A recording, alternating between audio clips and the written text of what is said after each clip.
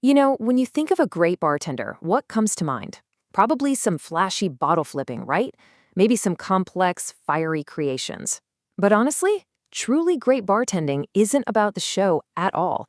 It's about craft. It's about mastering dozens of tiny, tiny details so perfectly that the whole thing just looks effortless. And this quote, this is everything. This is the core idea we're going to run with today. It's the philosophy of any real pro behind the bar. See, it's not about memorizing 1,000 crazy recipes. It's about building such a solid foundation of technique that you can handle literally any situation with confidence and skill. So you ready? Come on. Think of this as your first shift. We're going to step behind the bar together and really decode the fundamentals that separate an amateur from a professional. We're going to cover the language, the tools, and the techniques that make it all tick. Okay, first things first, you have to speak the language. There's this kind of shorthand, a secret vocabulary almost, that gets thrown around between bartenders and customers who are in the know. And understanding it, that's your first step to owning the space. Let's start with a classic term, the highball. Super simple. It's just a tall mixed drink. Think gin and tonic, vodka soda, and here's a great little rule of thumb to keep in your back pocket. Generally, white spirits go in highball glasses. See? Simple, right? Next up, on the rocks. You've probably heard this one a million times. It just means a spirit served over cubed ice in a short, sturdy glass. But hey, want to know the next level? If someone orders their drink on the rock, singular, that means they want one of those single, giant ice cubes. And the genius of that is it melts way slower, chilling the drink with a lot less dilution. Pretty cool. Now here's a pair that gets people all the time. Neat versus up. Okay, so a spirit served neat is poured straight from the bottle into a glass. No ice, no chilling, nothing. But a drink served up, well, that's been chilled with ice first, stirred or shaken, and then strained into a stemmed glass, so there's no ice in the final drink. The key things to remember are temperature and the type of glass. And finally, let's talk about the booze itself. If a customer just orders a gin and tonic, you're going to grab the house or well spirit. That's your default bottle. But if they ask for a 10-carat in tonic, that's what we call a call brand. They are calling for a specific brand.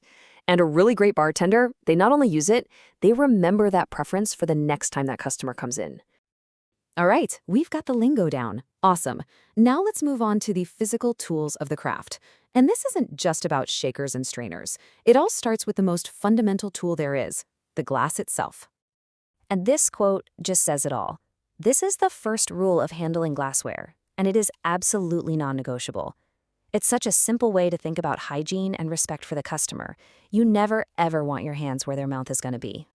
So let's break down these golden rules. Your glasses have to be spotless. No lipstick, no water spots, nothing. When you've got stemware, like a wine or martini glass, you always hold it by the stem. And this isn't just to look fancy, it keeps your warm hand from heating up a perfectly chilled drink. For any other glass, stay low, near the base. And it goes without saying, never, ever put your fingers inside a glass.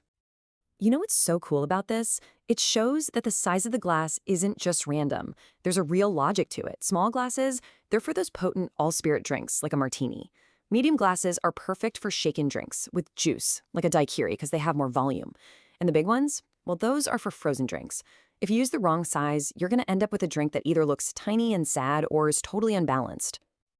I absolutely love this analogy because it's so spot on. Your bar station is your cockpit. Every tool, every bottle, it has a designated home. And this isn't about being tidy for the sake of being tidy. It's about muscle memory. It's what lets a bartender move with this incredible fluidity and speed, even when things get crazy. So let's break down that cockpit. Right up front, you've got the bar top. That's your shared space with the guests, so you've got to keep it clean and dry. Right below that is the speed rail. That's where your workhorse spirits live for quick access. Behind everything, the back bar is basically your shop window, where you show off all the cool, premium stuff. And finally, the jigger. This little tool is your best friend for making sure every single drink is precise and consistent. Okay, we've got the language, we've got the tools, now it's time to put it all into action. This is all about the dynamic techniques of service, and we're going to start with the perfect mixed drink. This 4-step sequence might seem basic, but trust me, doing it perfectly every single time is the mark of a true pro. Spirit first, then the ice, and you fill that glass all the way to the top with ice. And remember, more ice actually means less dilution, not more. Then add your mixer, but leave a little space. And finally, the garnish. Simple, clean, perfect. So you might be wondering, why pour the spirit first? Well, here's the pro-level thinking behind it. 1, you don't splash expensive liquor all over the place when it hits the ice. And 2, and this is the big one, if you get pulled away by another customer, you don't come back to a glass of ice that's melted into a watery mess, ready to ruin your drink. It's all about protecting the serve. That same laser focus on detail applies to opening wine. Notice the technique here. You cut the foil below the lip. Why?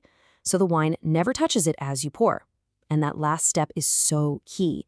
You gently ease the cork out by hand. No loud, disruptive pop like you see in the movies. It's quiet, it's confident, and it's professional. Okay, we've learned the language, the tools, and the individual actions. Now, it's time for the final exam. This is where everything, and I mean everything, comes together under pressure, building a complex round of totally different drinks.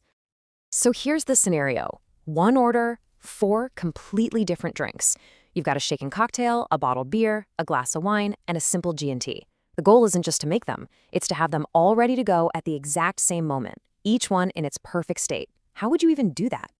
Well, the secret is to work backwards from the most time-sensitive drinks. You start by prepping your cocktails, chilling the glass, cutting the garnish.